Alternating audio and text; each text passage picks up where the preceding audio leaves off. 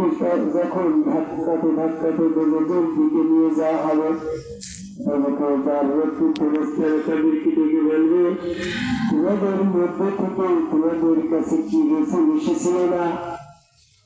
তারা কি আজকে দিনের কথা তোমাদেরকে বলে নাই? তারা কি কোরআনের আয়াত তোমাদের কাছে আবৃত্তি করে নাই? তখন কাফেররা বলবে, হ্যাঁ, আমরা আমাদের মাঝে রাসূল এসেছিল, কিন্তু আমরা সেই রাসূলের কথা শ্রবণ করি নাই, শুনি নাই, মানি নাই। আমার কথা হচ্ছে, আল্লাহ রাব্বুল আলামিনের এই সমস্ত আয়াতের গ্রামাটিক্যাল আরবি ডিকশনারি গ্রামারের নিয়মে যেটা বলছে, আরবিতে কাল হচ্ছে দুইটা, এটা অতীত কাল আর একটা বর্তমান কাল। এই অতীত বর্তমান কালের ভিতরে এই আয়াতে বর্তমান শব্দ এসেছে। তোমাদের মধ্য থেকে তোমাদের কাছে কি রাসূল এসেছিল না? এই আয়াতে বর্তমান সিগা রয়েছে। এই সিগাই প্রমাণ হয় এই আয়াত সার্বজনীন। কাফেরদেরকে যখন বলা হবে, তুমি কি করে কাফের হলে? তোমার ভিতরে রাসূল উপস্থিত থাকা সত্ত্বেও। সূরা ইমরান 101 নম্বর আয়াত। এই কাফেরদের মধ্যে থেকে শুধু নবীরাম মুহাম্মদ সাল্লাল্লাহু আলাইহি ওয়াসাল্লামের জামানায় যে সমস্ত কাফেররা ছিল, শুধু তাদেরকে উল্লেখ করা হয় নাই। যত কাফের কিয়ামত পর্যন্ত মৃত্যুবরণ করবে, সকল কাফেরকে সমাবেত করে এই ধরনের স্বীকারোক্তি দেওয়া হবে যে কাইফা তাকফুরুন বিকুল্লি রাসূলিহি, তোমরা কি করে কাফের হলে? তোমাদের ভিতরে রাসূল উপস্থিত থাকা সত্ত্বেও। এখানে কিন্তু বর্তমান প্রেজেন্ট সময়টার কথা উল্লেখ আছে। বর্তমান জামানার যে সমস্ত কাফেররা থাকবে, তারা তো তখন এই কথাই স্বীকার করে নেবে যে হ্যাঁ, আমাদের ভিতরে রাসূল এসেছিল, কিন্তু আমরা মানি নাই। তাহলে সেই বর্তমান জামানার কাফেরের ভিতরে নিশ্চয়ই রাসূল আছে। যদি রাসূল না থাকে, তাহলে কাফেরদের স্বীকারোক্তি কোরআনের মাধ্যমে আমরা যেটা জানতে পারলাম, এটা মিথ্যা পরিণত হয়ে যায়। এখন যদি কোন কাফের বলে হ্যাঁ, তাহলে নিশ্চয় রাসূল আছে। যদি রাসূল না থাকতো, তাহলে এই বর্তমান কাফেররা বলতো যে আমাদের ভিতরে কোন রাসূল ছিল না, এই জন্য আমি কাফের হয়েছি। সূরা 47 নম্বর আয়াতে আল্লাহ বলছেন, আমি কোন জনপদে রাসূল না পাঠিয়ে যদি কোন জনপদকে ধ্বংস করতাম কিংবা কাউকে শাস্তি দিতাম, তাহলে তারা এমনটা বলতো, আমাদের কাছে রাসূল পাঠালি না কেন, পাঠানো মঙ্গল হতাম। তাহলে নিশ্চয় রাসূল না পাঠিয়ে আল্লাহ কাউকে শাস্তি দেবে না। সূরা বনী ইসরাঈলের 15 নম্বর আয়াতে বলছে, আমি কোন রাসূল না পাঠিয়ে কাউকে শাস্তি দেই না। বর্তমানে নিশ্চয় রাসূল আছে। যদি বর্তমানে রাসূল না থাকে, তাহলে সূরা বনী ইসরাঈলের 15 নম্বর আয়াত এবং সূরা কাসাসের 47 নম্বর আয়াত অনুসারে কেউ আর শাস্তি পায় না। সূরা কাসাসের 59 নম্বর আয়াতে এমনটা বলছেন, কোন জনপদের কেন্দ্রে আমি কোরআন আবৃত্তি করার জন্য রাসূল না পাঠিয়ে কোন জনপদ ধ্বংস করি না। এই কোরআন আছে, কোরআন আবৃত্তি করার জন্য রাসূল আছে। কোরআন আয়াতে 99 নম্বর আয়াতে বলছেন, রাসূলের কাজ হচ্ছে শুধু প্রচার করা। তাহলে কোরআনের আয়াত যিনি আবৃত্তি করেন তিনি রাসূল। অনেকেই বলে নায়েবি রাসূল, অনেকেই বলে উল্লামের, অনেকেই বলে পীর সাহেব, অনেকেই বলে ইমাম সাহেব, অনেকেই বলে উলামায়ে কেরাম। কিন্তু সূরা বনী ইসরাঈলের 15 নম্বর আয়াতে রাসূল অথবা নায়েবি রাসূলের কথা বলে নাই, রাসূল অথবা পীর সাহেবের কথা বলে নাই। রসুল অথবা উন্নয়নের কথা বলে নাই, রসুল অথবা ইমাম সাহেবের কথা বলে নাই, রসুল অথবা আমির সাহেবের কথা বলে নাই, রসুলের কথা বলা হয়েছে। রসুল না থাকে আমি কাউকে শাস্তি দিই না। এই সমস্ত আয়াতে কিন্তু ভবিষ্যৎ আসে। সূরা বাকারার ৮৭ নম্বর আয়াত খুলে দেখেন, আমি ধারাবাহিক ভাবে রসুল পাঠাই, এখানেও কিন্তু ভবিষ্যৎ আসে নাই। সূরা ইমরানের ১৪৪ নম্বর আয়াত দেখেন, আমি পুরোপুরিহীন ভাবে রসুল পাঠাই, এখানেও কিন্তু ভবিষ্যৎ আসে নাই। নবী হচ্ছে ব্যাপে ব্যাপে আসে। দুই নবী মধ্যবর্তী মাঝখানে কিভাবে রসুল আছে, সূরা মায়দার ১৯ নম্বর আয়াত দেখেন। দুই নবীর মধ্যবর্তী ফাতরা পৃথিবীর ঈসা আলাইহিস সালামের পরে মুহাম্মদ সাল্লাল্লাহু আলাইহি ওয়াসাল্লাম এসেছেন ৫০০ বছর পরে। মুসা আলাইহিস সালামের পরে ঈসা আলাইহিস সালাম এসেছে ২০০০ বছর পরে। এই যে ৫০০ বছর ২০০০ বছর পর পরে নবী এসেছে, এই পিরিয়ডটাকে ফাতরা পৃথিবীর বলে। সূরা মায়দার ১৯ নম্বর আয়াতে বলছেন, আমি যদি এই ফাতরা পৃথিবীর কাউকে শাস্তি দিতাম রসুল না পাঠিয়ে, তারা বলতো আমরা তো কোনো সতর্ককারী রসুল পাই নাই, তাহলে তারা শাস্তির আওতা থেকে বেঁচে যেত। এই জন্য মায়দার ১৯ নম্বর আয়াতকে সতর্ক করে দিয়েছে, উম্মতের মধ্যবর্তী ফাতরা পৃথিবীতে আমি রসুল পাঠিয়েছি। এখানে রসুল শব্দ এসেছে, নবী শব্দ আসে নাই।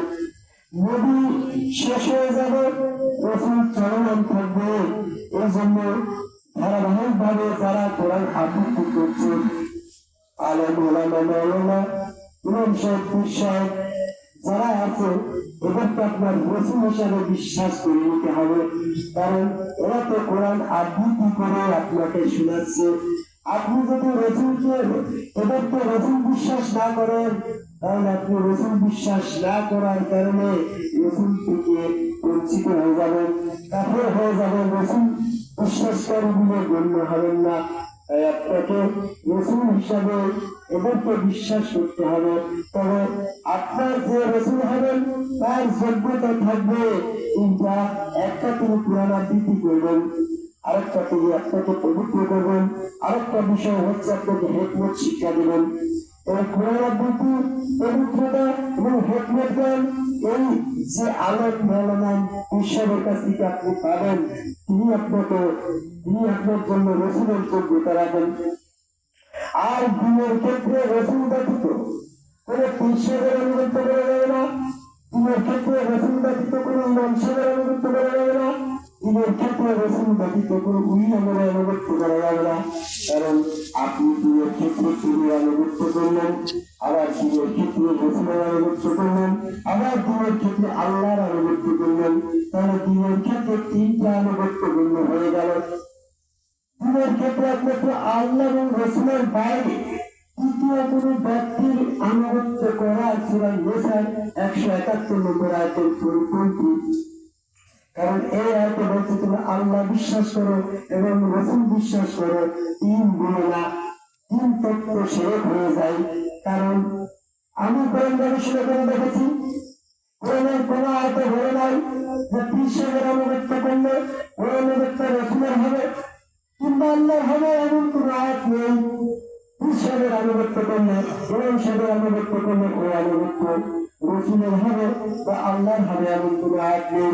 উল্লাহের আনুগত্য করলে ওই আনুগত্য রসুলের হবে কিংবা আল্লাহর হবে, এই মর্মে কোরআনে কোনো আয়াত নেই। আমার সাহেবের আনুগত্য করলে ওই আনুগত্য আল্লাহর হবে কিংবা রসুলের হবে, এমন কোন আয়াত নেই। একমাত্র আয়াত এসেছে সূরা নিসার ৮০ নম্বর আয়াত, রসুলের আনুগত্য করলো সেটা আল্লাহর আনুগত্য করলো। এই জন্য আপনার রসুল ব্যবস্থাকে সংরক্ষণ রাখা হয়েছে। আপনার যিনি শিক্ষক গুরু হবেন, যাকে আপনার রসুল হিসাবে বিশ্বাস করে তার আনুগত্য করতে হবে। তা না হলে আর আল্লাহ করেছেন সূরা জুমার ৩ নম্বর আয়াত, দিনের ক্ষেত্রে সকল আনুগত্য করে একমাত্র আল্লাহ।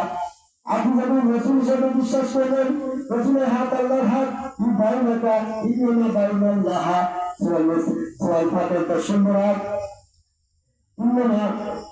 আল্লাহ সেটা আল্লাহর কাছে গ্রহণ করে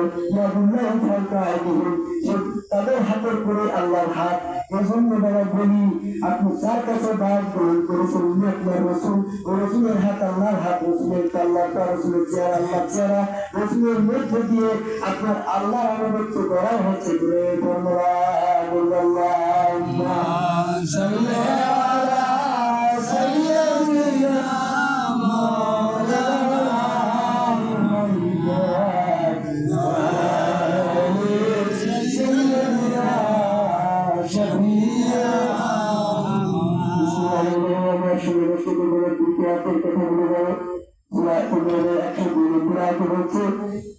বিশ্বাসী ব্যক্তিগত তোমরা মুসলমান না হয়ে আমরা আল্লাহ বিশ্বাস করি, রসুল বিশ্বাস করি, কোরআন বিশ্বাস করি, ফেরেশতা বিশ্বাস করি, বিশ্বাস করি। আমরা হচ্ছে আমানত, জন্মসূত্রে আমরা আমানত। আর আমানতকে আয়াতের মাধ্যমে মুসলমান হওয়ার কথা বলা হয়েছে। বিশ্বাসীগণ তোমরা বায়াত গ্রহণ করো। বায়াত গ্রহণের মাধ্যমে যার কাছে বায়াত গ্রহণ করা হলে উনি আপনাকে রসুল হিসাবে ফর্মুলা দিবে, কোরআন শিক্ষা দেবেন, শিক্ষা দেবেন, অজানা বিষয় শিক্ষা দেবেন। আর তার কাছে বায়াত গ্রহণের মাধ্যমে সেজদা ভক্তি আপনি শয়তান থেকে পবিত্র হবেন। যখন আপনি এইভাবে মুসলমান হয়ে মৃত্যুবরণ করবেন, মৃত্যুর পর প্রত্যেককে পুনর্জীবিত করে আল্লাহর কাছে নিয়ে যাওয়া হবে। সূরা আল-আনআমের 36 নম্বর আয়াত। তখন তার সম্মুখ থেকে সকল পর্দা উন্মোচন করা হবে এবং তার দৃষ্টি প্রখর করা হবে। তারপর 22 নম্বর আয়াত, সে তখন স্পষ্ট ভাবে আল্লাহকে দেখতে পাবে, এমনকি কাফেররা শুধু আল্লাহকে দেখতে পাবে। সূরা মুমিনের 28 নম্বর আয়াত। তখন পাশের থেকে বলা হবে যে তোমরা যে সমস্ত মৃত্যুর পূর্বে তোমরা যে সমস্ত দেখতে কামনা করছো, আজকে সমস্ত কিছু স্পষ্ট ভাবে দেখতে পারলে তো তারা বলবে হ্যাঁ আমরা পারলাম, কিন্তু আমরা সব দেখলাম, শুনলাম, বুঝলাম, আমাদের এরকম বিশ্বাস ছিল না। এখানে এসে দেখ আমরা বিশ্বাস করতাম আকার, এখন দেখছি যে আকারে আল্লাহ, এখন দেখছি আকারে আল্লাহ। আমাদেরকে পুনরায় সুযোগ দেওয়া হোক, আমরা দুনিয়াতে গিয়ে এইভাবে আল্লাহ বিশ্বাস করি। তার 12 নম্বর আয়াতে বলা হবে না না তার সুযোগ দেওয়া হবে না। সূরা মুমিনের 23 নম্বর আয়াতে বলা হয়েছে এটা থেকে মুক্তিমাত্র কাফেরদেরকে আল্লাহর ধৈর্যতে রাখা হবে মুক্তিযোগ্য। যখন তারা তার পুরোভাবে বিশ্বাস করে দেবে, হ্যাঁ হ্যাঁ আমরা এইটা আল্লাহ, এই আল্লাহকে বিশ্বাস করি, নামাজ করেছি, রোজা করেছি, হজ করেছি, জাকাত করেছি, আমি তো কোনো দুর্ঘটনা করি নাই, আমি তো আল্লাহ বিশ্বাসী ছিলাম, এটা কবুল করো। তখন তারা বলবে তার থেকে বিশ্বাস কবুল হবে না। সূরা আল-আনআমের 158 নম্বর আয়াত। তখন তাদেরকে ঈমান পরীক্ষা করার জন্য ইয়ামিয়াত সবাই সাক্ষী, সেদিন আল্লাহর পাপ প্রকাশ করা হবে, ইলা সুজাদান সেই পায়ে সেজদা দিতে বলা হবে। তারা সক্ষম হবে না যারা দুনিয়াতে সালিম অবস্থায় এই সেজদা করে নাই। সূরা কালামের 42 নম্বর আয়াত। প্রত্যেকের মৃত্যু হবে, মৃত্যুর পূর্বে তোমার মুসলমান হতে হবে, আত্মসমর্পণ করতে হবে। মৃত্যুর পূর্বে তোমার আল্লাহ রসুলের একত্রভাবে সে সেজদার মধ্যে আত্মসমর্পণ যারা করবে তারা সেদিনকে আল্লাহর পায়ে সেজদা করে জান্নাতে যাবে। আর যারা এই দুনিয়াতে এইভাবে আদম করে আল্লাহকে সেজদা করে নাই, তারা সেদিন নিজের হস্তে কামড়াতে কামড়াতে বলবে হায় হায় রে, আমি আমার ব্যক্তির কথা মতন এই রসুলের সংবিধান কেন করলাম না, এবং ওই সপ্তাহ আদম সেজদাটা কেন করলাম না। সূরা ফুরকানের 27-28 নম্বর আয়াত। একজন সতর্ককারী হিসেবে আমি আপনাদের কোরআন গবেষক, আপনাদের জ্ঞানের ছিলেন, আমি 30টা বাস্তব কোরআন গবেষণা করে সত্য দিলাম। এই সত্য যদি আপনারা বিশ্বাস করেন তাহলে কোরআন অবিশ্বাসকারী হবেন, আর এই সত্য মানে যদি আপনি মুসলমান হয়ে যান তাহলে পরিপূরণ পাবেন। আর বেশি কিছু বলবো না, গভীর বাক্য বলতেছে আমার বড় ভাই ইব্রাহিম অনেকক্ষণ জগতের বলতে আমি আসার সময় তাকে ভালোবাসেন, আমিও তাকে শ্রদ্ধা করি এবং সেই হিসাবে তিনি যথেষ্ট জ্ঞান রাখেন। তারপরে আমাদের আস্থা আছে, আপনারা দরকার হলে তার মাধ্যমে বাদ গ্রহণ করে এই সত্য কথা সম্মান নেন। এই আমার কথা শেষ করি। আসসালামু আলাইকুম।